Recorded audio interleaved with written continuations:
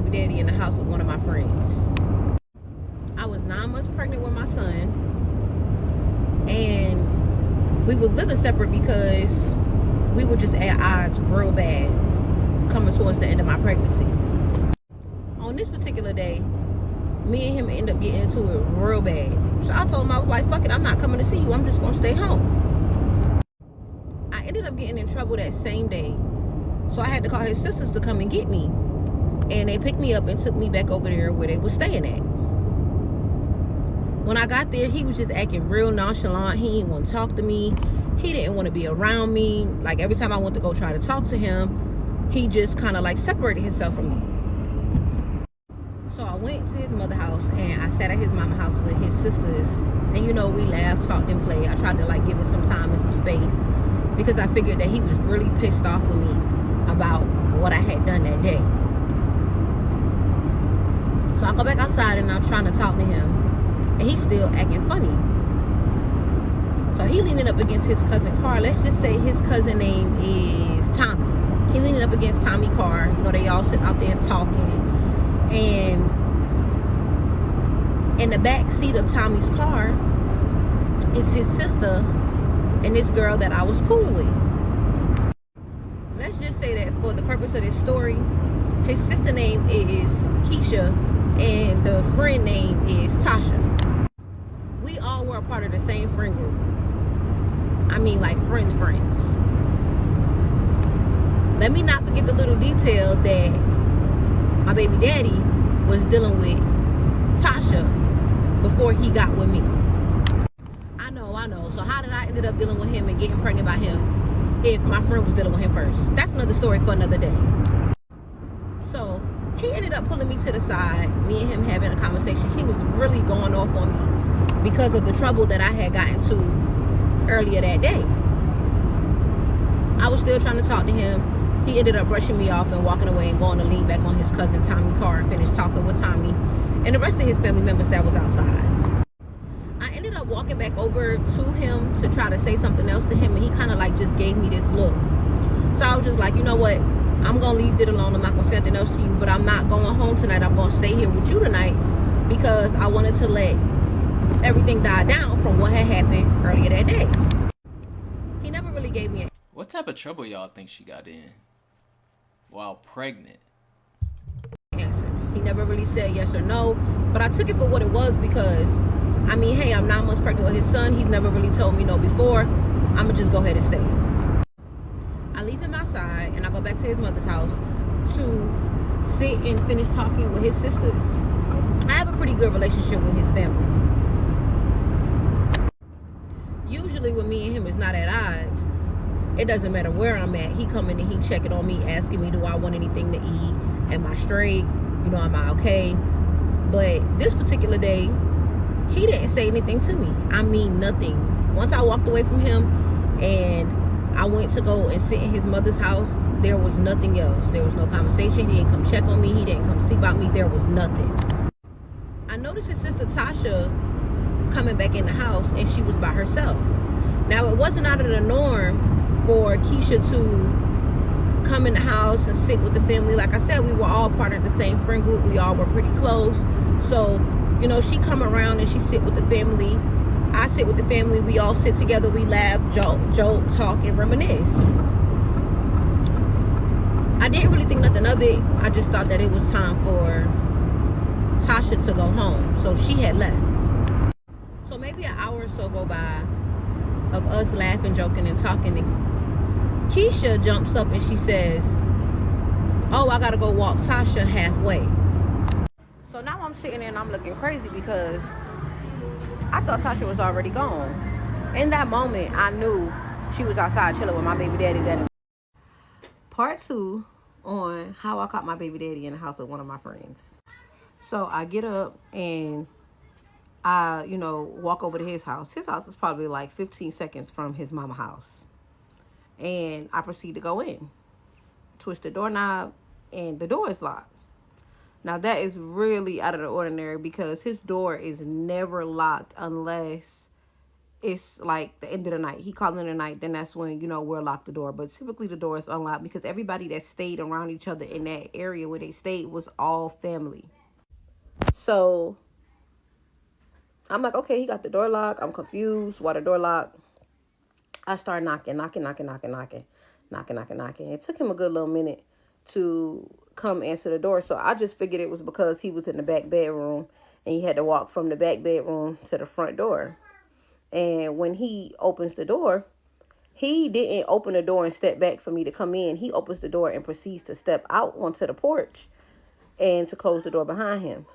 Now, while he's closing the door, as he's closing the door, I could see her running from the direction of me and his bedroom back into the living room towards the couch. And she got on one of his fucking t-shirts. No pants, no socks, no nothing. Just his t-shirt. I don't want y'all to forget the fact that I am 9 months pregnant with his son.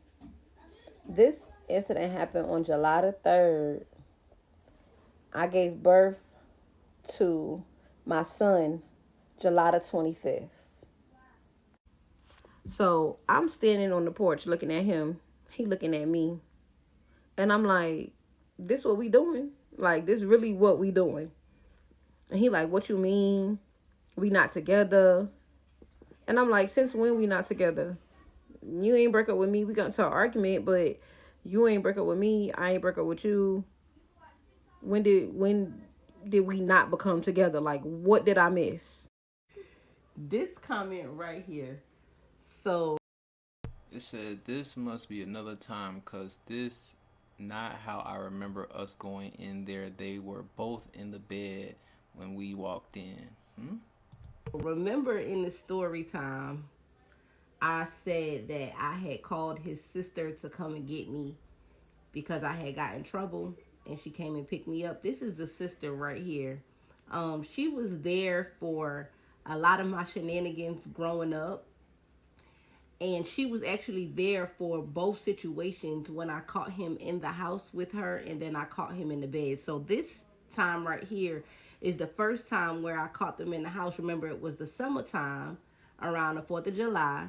And then the second time I caught them is actually after I gave birth to Tavion around Thanksgiving.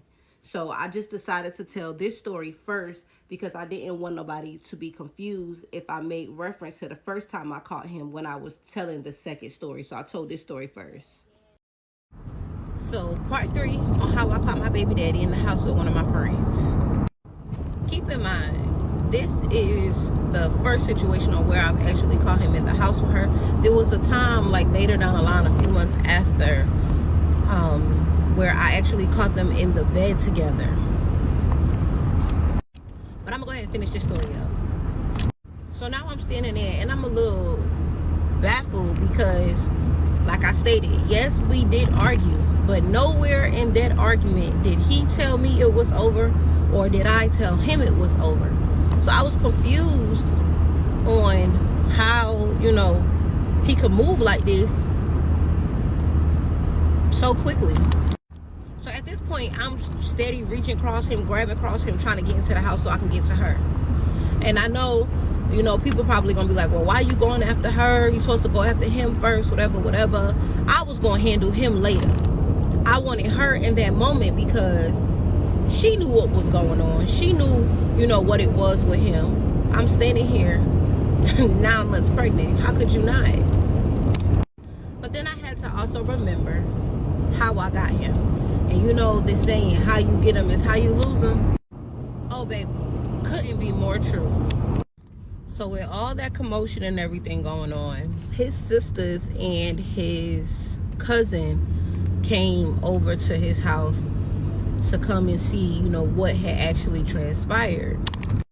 Soon as they came over there and, walked up the steps to the porch, he went in the house and told his family, get her from over here, and closed the door in my face.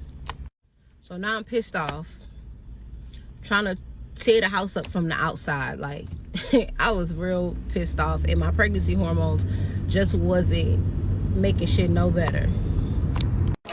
So ultimately, his cousin and his sisters came and grabbed me or whatever and pulled me to the side. And of course, I was a mess. I was crying. I was upset. I was pissed off.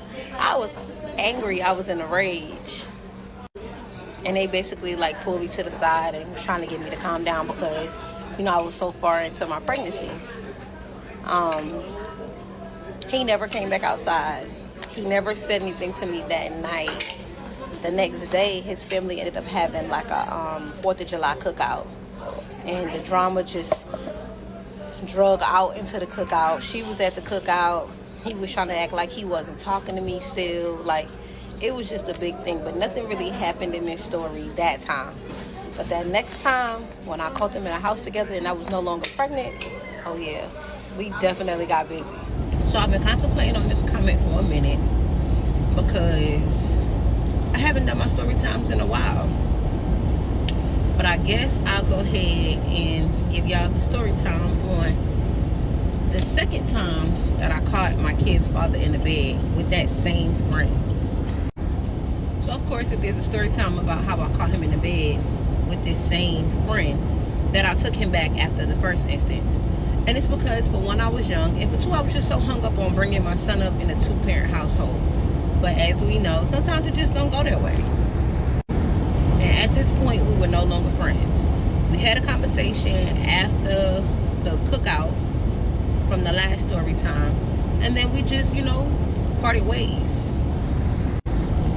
In the last story time, I was about to give birth to our son. So at this point, I've already given birth, and he's probably about 4 months old. This is like around November. So we were arguing, just constantly arguing, like constantly going back and forth. And I just got tired of it. Like, I was telling him, like, this is not good for me. This is not good for our son. Like, I'm just going to go and spend a couple days at my mom's house to give us both some time to, recuperate from what had been going on for like the past couple of weeks since I got back home. Of course, he didn't really agree to it because he didn't want me to take our son, but he didn't really have a choice. So I packed up all my stuff. I packed up all our son's stuff, and I called my mom to come and pick us up. So she came to get us, and as I'm packing the stuff into my mom's vehicle, he's talking to me like, oh, so you're not coming back, you leaving, like this is it. And I'm like, we just need some time to figure out what it is that we're doing. So he like, okay, well, if that's the case, you don't got to take all y'all stuff, just leave this bag here, which was the last bag that I had to put in the car. So I said, okay, that's fine. Like, I didn't really want to carry the bag anyway because the bag was fucking heavy, and I had our son by C-section. So if you know, you know. So I left the bag, got in the car with my mama, and we left. Went to my mom's house, dropped my stuff off, got my son ready because it was kind of cooler outside, so I needed to change his clothes anyway. And then I called my best friend to come and pick us up. So she came to pick us up, and I had her drop us off at my ex-girlfriend's grandmother's house because I still had a really good relationship with their family. Keep in mind, throughout my entire day, I'm texting him, I'm talking to him, and he just telling me like, oh, he don't want it to be over, he want his family, we gonna fix it, you know, feeding me the shit that he feels like it is that I need to hear so that I can stay. I know some eyebrows is about to raise because up until this point of me telling the story, nobody knew where I was that day. Everybody thought that I was with my best friend all day long, and I wasn't. The only difference is that my ex-girlfriend wasn't there. She was living in Philly. But I went by her grandmother's house because, like I said, they definitely came to bail me out when I needed them. Like, we had a bond. Okay, so I'm about to run out of time. So here's part 2 on how I caught my baby daddy in the bed with my friend. So we texting, you know, having a conversation about what it is that we are continuously arguing about. And as night began to fall, his text messages slow down. So I'm texting him and I'm like, what you doing? Why you not responding to my messages? Like, he like, oh, you know, he chilling with the fam. You know, typical shit that men do. So I'm like, okay, whatever.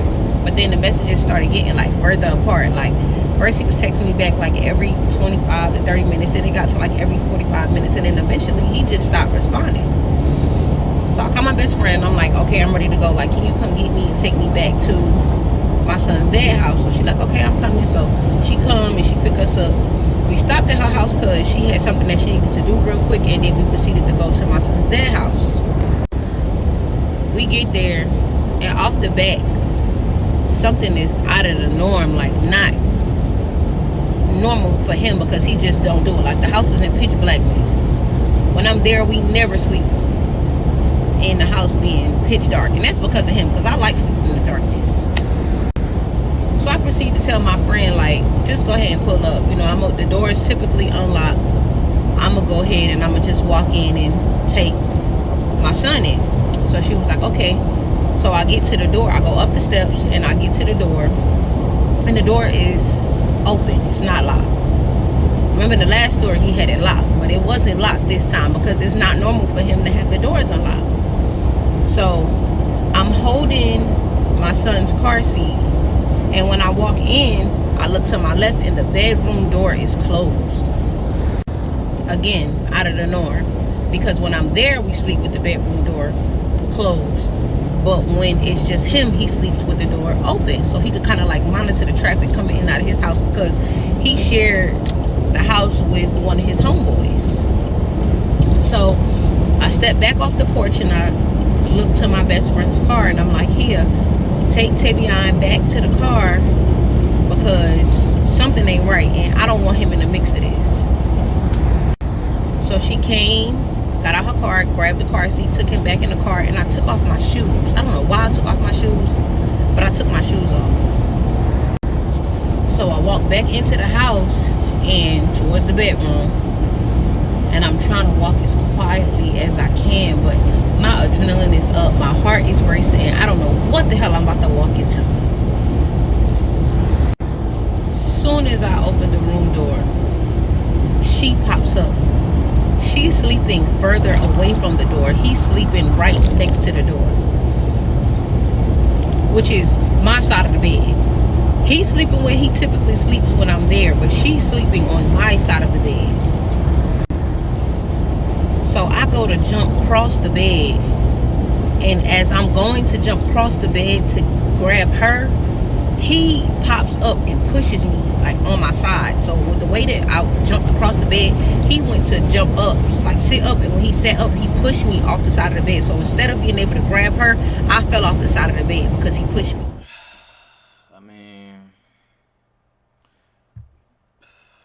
I mean, you took your sister, you took your friend's man, your friend's man took him back. I mean, I don't even know really what to say about this. I mean, this shit that I be hearing, bruh, this shit just be crazy. But hey, ladies, man, if you like it, I fucking love that shit. You know what I'm talking about? Y'all let me know what y'all think about it in the comments below. I mean, appreciate y'all for tuning in and rocking with me. It's your boy Ray. Big play. Peace.